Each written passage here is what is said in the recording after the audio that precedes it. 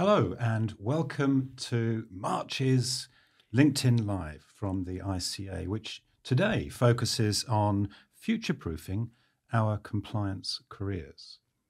My name is Tim Tyler. I'm the Vice President of the ICA, and I'm delighted to be joined today by Heather Worcester, Global Lead here at the ICA. Welcome, Good to be here, Tim. Heather.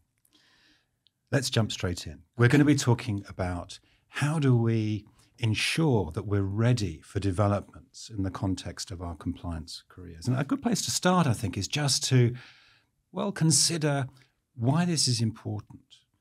We were talking just before today's recording about this idea of VUCA, which has nothing to do with swimming pool surfaces and our feet, but it's an acronym, isn't it, that we use for volatile, uncertain, complex, and ambiguous. It's a way of understanding the challenges that we currently face in compliance.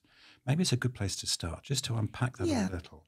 Because I think when you say about, how to ready ourselves for it, I think one of the things we need to understand is we possibly can't in some ways because of VUCA. I think the first one is volatility.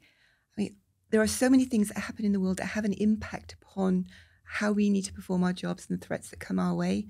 Who knew the unpredictability of technology changing with crypto emerging, with regard to, I was hearing about flying taxis, climate change, economic crash. There are so many things that are happening quickly that have a big impact. And we're uncertain as well because we don't know what they're going to be. We might know something is happening, like the elections in the USA this year. Will it be Trump? Will it be Biden? At the moment, it's pretty likely it'll be one of the two, but we don't know which. Big consequences with regard to sanctions and worldview and whether the USA will be a world player or withdraw a little bit more again. So it's difficult to tell, but I'm going to leave you do the other two. And this, of course, has an impact on the work that we're doing. Absolutely. I mean, you've given the example of sanctions. Sanctions, for example. But another element of this is complexity. I was talking to the head of risk for a global bank a short while ago, and I asked him, well, how many regulators have you got in sight? And he said 304. 304 regulators, Yes. all of whom have a slightly different set of requirements and a different view of the world. Of course, not all of them directly relevant, but impacting on them and their customers. It's an example of the complexity, I think, that we face. And, of course, global organizations are operating across boundaries, across cultures, and so on. I've implemented a global standards program. I know something of those complexities, yes. So this was in a previous role? Yes, previous life. Yeah. So, and finally, ambiguity. And this is where we're having to try and make sense of complex information which isn't always particularly well defined. I think you actually gave me the example a little while ago of hearing a sanctions expert from OFAC talking about one morning a few years ago when they were heading into work. And I think you said that they saw a tweet from who was then President Trump. And they realized that because of the nature of the tweet, they would have to develop sanctions policy based on those 140 characters. So ambiguity around how this is developed and what it looks like. So that's the world that we face. And if we had longer, of course, we could really go much further. Spend a lot of time on it, into this. But we're thinking about how we as compliance professionals anticipate this. How do we ensure that we are ready to evolve and develop and change over the next few years? I think one thing we can be confident of is that our roles will change. Absolutely. And before we spoke, or rather before the beginning of this recording, we identified 4 areas. And for we're going summary, to try and restrict ourselves to those as well, so that we can try and stay on track. And the first was depth. The second is breadth. The third is around the skills, the key skills, and this perhaps is one of the most important areas. And the fourth is about the relationships that we forge. So should we just quickly run through those? Yeah, how about kick off with depth?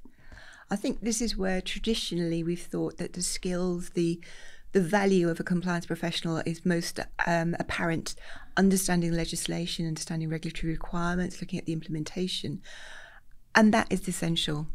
I think I've heard people say, well, can't you just ask an AI tool to write a policy for you? Yeah. You miss the nuances, you miss the joining of the dots. It will always, I feel, certainly in the foreseeable future, need a human brain, somebody who is curious about the world, Yes. looking at how developments are changing back to uncertainty, volatility, the impact that will have on their sphere. And that means that you have to be an expert. You do, and I think we've got a choice, haven't we? Whatever role that we're in, we've got a choice as to whether we do the minimum Yeah. and get by, and maybe we use AI to write some of our material.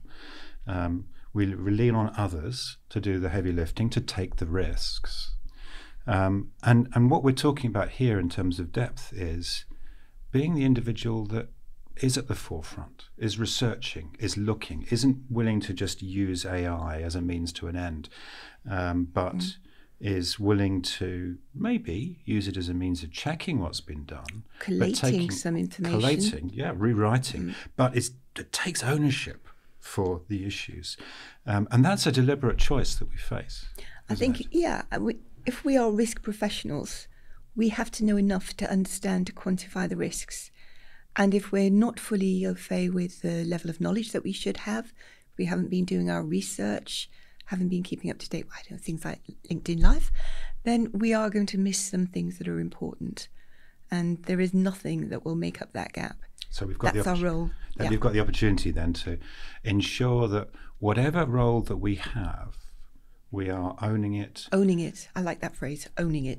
Yeah. Thank you. But there's a depth there, isn't there? There's also about qualifications. It's also about CPD. It's about taking a leadership role, perhaps, within an informal leadership role within the function. Well, I think everybody, we talk about tone from the top. I think everybody needs to be a leader within their sphere, helping their teams or those around them by their values show what the mission is or what good enough looks like or the ambition to do things well. But with regard to depth and thinking about qualifications, in some way that is simply a structure and an overt badge of the level of knowledge that you've achieved.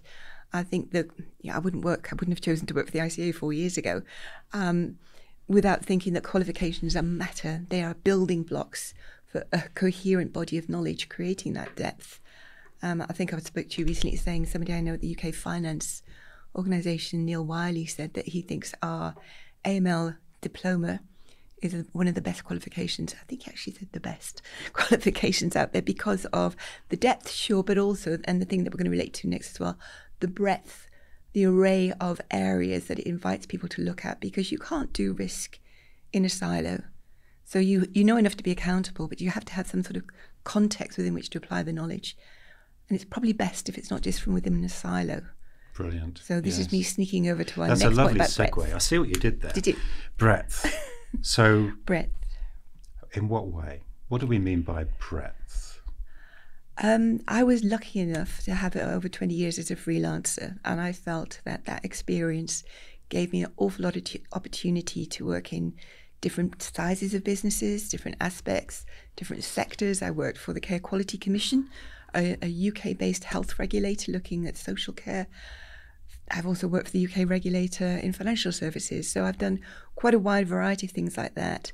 I've learnt in global banks, international banks, UK retail banks, pension trustees. So how has that helped you then?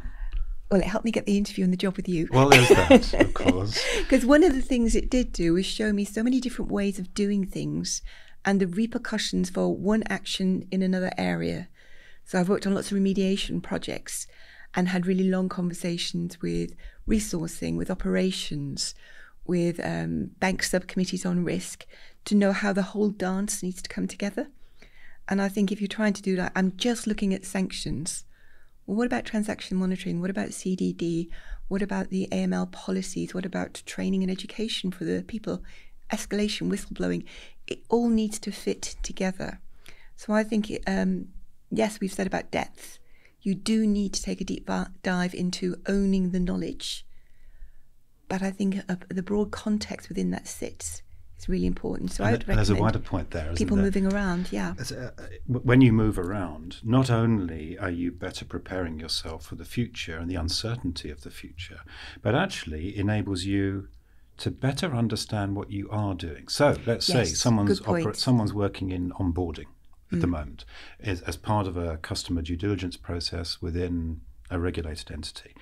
They could stay within that for many, many years potentially. It'll evolve and change, but it would be very useful for them to understand the screening process, to understand transaction monitoring, which of course is another component of CDD. And not only does it better prepare them for the future, but it means that they are better able to do their role within due diligence or whatever it is at the time. So moving around has real value. And just to lure a loop back, in terms of qualifications and depth, so many people have come on our advanced CDD course, which I teach a lot, and said, I always knew what to do. I now know why I do it. That's so important. Which gives them a far better appreciation of why it's useful, how it can be used elsewhere, more likely to want to do it well. We've got two more in our four. I know, I better let you hurry up, sorry.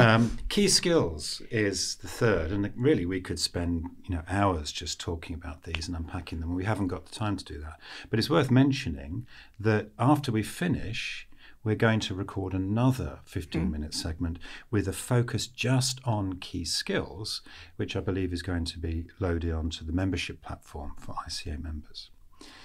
But for the moment, I think we can, at the very least, identify what are the sorts of skills that are enduring, are transferable, will enable us to operate regardless of what the role is in the future. I think one thing is business acumen, understanding that we're in typically profit organisations. We have shareholders, we have employees who depend upon the way in which business is done, and customers for their financial well-being. So we can't be, I don't want to say purist because it seems to suggest that I'm thinking that we don't do the job well enough and thoroughly enough, but we can't operate within a silo. We have to be commercially pragmatic, maybe deploy risk-based approach in that manner. Yes. So I think being realistic, commercially pragmatic in a way that perhaps compliance was never seen in the very early days. So that's a lens, isn't it? That helps us to make good judgments and decisions because compliance isn't in isolation. The other qualities that we could touch upon, and we will just mention them now because we've yet to get to our fourth component and we're almost out of time. But we could talk about agility. Yes, and I think that breadth will allow you to flex in that way. Exactly. And this of course is all dependent on each other, isn't it? So these aren't four areas in isolation. We could talk about leadership, negotiating skills, the ability to communicate effectively. We could talk about passion, our ability to enthuse not just ourselves but others around us, the ability to analyze and make sense of complex information. These are all important transferable skills. And prioritize, evaluate risk, and not panic, but actually rank what needs action now, what can wait. Brilliant. That sort of evaluation, So our final component then is about relationships. I think it sort of links with what we've just been talking about. I think it's hugely important. I think it's one of the most important things you can do as an informed compliance person is to build the relationships so those around you are willing to listen. They think that you are a person who has credibility, who also has commercial pragmatism, and are willing to be influenced by you. And that doesn't happen overnight. We do things called ripples, immersive scenarios in our training, where we give people a crisis to work through. And I generally end up saying the best thing to have done would have been 2 years before. Build network, build relationships, build a solid committee on risk awareness, just a whole array of different relationships which come together to help deliver the function. So those relationships become an enabler for effective change, for effective challenge, whatever it is that you're looking to achieve as a compliance professional. And of course, this operates at every level, doesn't it? At perhaps the more senior levels, where we're talking about relationship perhaps with the board, with other senior professionals, but at every level, at the front line. The most important roles, of course, which are the front line, which are doing the important work. That's about building a community around you, understanding best practice, and being able to influence and being influenced by other professionals. There's a lot more we could talk about in terms of relationships, LinkedIn, external relationships, the community that we're working in. Yes. But we are coming up to our quarter of an hour. Wow, that was fast. It was fast, wasn't it? So can I quickly summarize what Do. we've covered? And you can tell me whether I've got this right or not. But we recognize that we can't stand still, that we face very significant challenges. We use that convenient acronym of VUCA: volatility, uncertainty, complexity, and ambiguity that we face over the next years. Yes. And we've talked in that context about 4 areas. We could have talked about much more, but these, I think, stand out, don't they? In terms of building a depth of experience, of skills, and being able to demonstrate that. A breadth, so that we are willing to move between disciplines, put into context what we're doing today and potentially in the future. We've thought about the key skills that are transferable, and we've touched on a few of those. And finally, the importance of relationships. So thank you, Heather, for joining me today. And colleagues around the world, thank you very much for joining us today in this conversation. I hope that's been of some value. Of course, it's only been 15 minutes, so there's only so much that we can cover. But nonetheless, as I say, I hope that's been useful. Have a good rest of your day. Thank you.